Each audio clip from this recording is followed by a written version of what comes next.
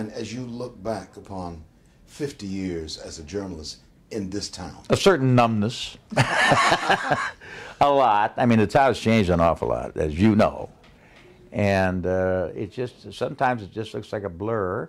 Sometimes memories leap out at you, you know, that are pivotal to you. Mm-hmm. But it's a long time to work in the news business in this day. You know, this is not a business that necessarily you can, your survivability rate is terrific. Yeah. Yours is, you know, and mine has been so far if I make it through tonight. But well, we pray that all goes well tonight. Is there anything that stands out as a seminal moment in your career or in this town? A story where we actually turned a corner, good or bad? I remember vividly the years 1967, 68. One of the things I did in 67 was visit Vietnam, and of course you had been there, mm-hmm. And you got your Bronze Star on, I think, right now, don't you? Yeah, I do. I know you weren't going to bring that up, so I thought I would. But right about 2 weeks before I went over there, Carl Stokes got elected mayor. And I remember that night that everybody ran out in the street, and you would have thought we'd won World War II. Everybody thought, man, I guess a little bit the way some people felt about Obama when he got elected, but this is going to be it. This will do it, right? Yeah. We solved the racial problem, right? Yeah. And there was a lot of feeling that might happen. Of course, it was very naive thinking on the part of a lot of people. But that's a big, big moment in this town to me, Stokes' election. Default, not so much, because we kept hearing about how we're broke anyway. But I think I picked the Stokes election as number. It used to be fascinating to travel with him when he was campaigning, and you go out beyond Kinsman someplace, and cab driver would pull over and roll down the window because he recognized, hey, Carl, you know, go down, that kind of thing. It was a lot of fun to do that with him. And of course, he was, as you know, a very charismatic guy to be with, unless he didn't like you. But you traveled with him, and I traveled with him. And you saw the change. You saw how did it affect this town positively? The election of Carl. Well, what happened was I think it affected a lot of people positively, except some of the ones that were just dyed-in-the-wool racist and didn't want to see anybody black be mayor. Mm-hmm.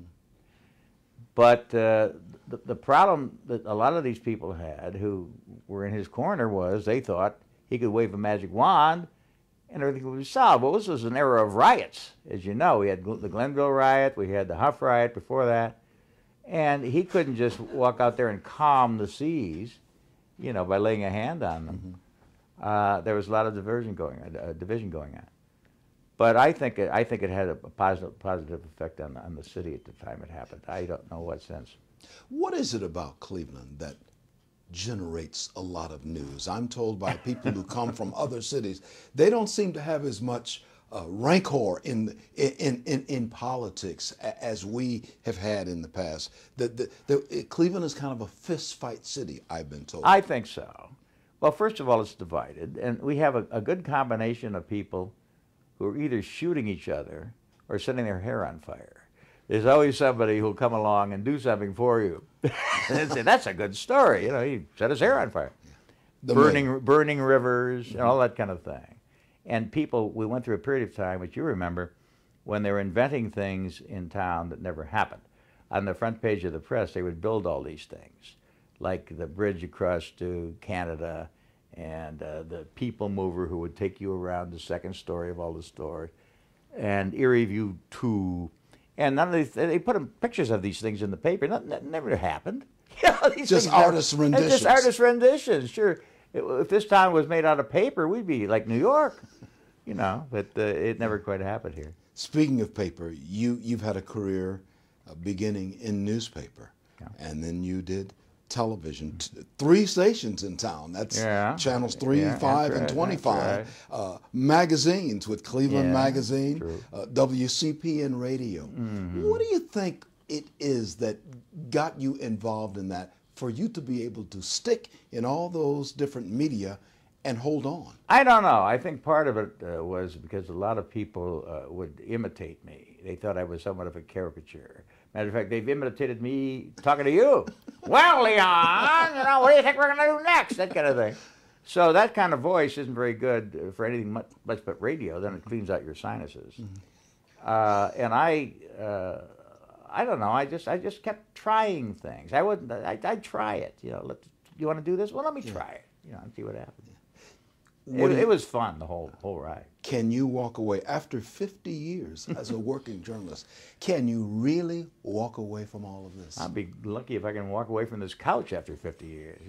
But yeah, I wrote a column for a long time, and the thing I always thought I did best, if anything I did, was a column. And then, of course, this show and other things. But you get to a point. When I was writing the column, I got to a point toward the end of it that I was getting tired of doing it, and I thought the one thing I'm not going to do is stick around long enough so that they're going to begin to say, "What's that old doing here?" I thought he left. I thought he was dead. That kind of thing. I know people in this business, and so do you, who can stay at the fair too long, and they don't quite measure up to what they had once been. But I think like a ball player and somebody in this business, you got to know when to fold them, if you can afford to fold them. I would think that perhaps for me, your favorite column was the one that always was printed on Christmas Day, about your family. Everybody liked that. And growing up. That was so successful, as you talked about. Your ancestors are really in the room with you at Christmas Day. Matter of fact, Brent Larkin, who's here today, was running the editorial page when that thing ran, and he called me up and he said, that column has run 13 years. How much longer are we going to keep doing this? So I said, well, I don't know. I mean, you're the editor. I don't make those kind of decisions. Well, how about if we trim it? I said, no, I don't want to trim it. I don't want you to whittle it away. But if you want to, don't run it. So they didn't run it. And they caught a certain amount of hell for it because a lot of people read it every Christmas. Yeah. Some people sat around their table and read it to the family every Christmas. But I agree, 13 straight years is a bit of a stretch. You are kind of like the combination of Eric Sevareid and Mark Twain. That's not bad. Charles Kuralt, Charlie Osgood. Yeah. Keep going. As a wordsmith, when did you know that this was your talent? I always wanted to write. I'm from Cleveland, as you are. And I always wanted to write, but I knew I had to get paid for it because I had a family. So I didn't care much what I did. I just wanted to write and get money for writing. And the only way I could think of that you could do that was get into the newspaper business, So I got into the newspaper business and kept it up and always hugely enjoyed it. And never regretted that I did it. But that's really what got me into it. And then, because, as is the case with you, we both knew the town. We had to reacquaint ourselves with the town. And a lot of it's history. I got 30 seconds remaining. Are you saddened by what's happened to newspapers, not only in this town, but in this country? I'm saddened, but I think it's unavoidable. I mean, when you consider what it costs you to print a newspaper on newsprint, put it in a machine, roll it up into rolls, throw it in a truck, and drive it to Vermilion, as opposed to just hitting a button. The economics of that, obviously, are against the old printed type, but there's never going to be a newspaper, as far as I'm concerned. It's got to be a newspaper. It's not a newspaper.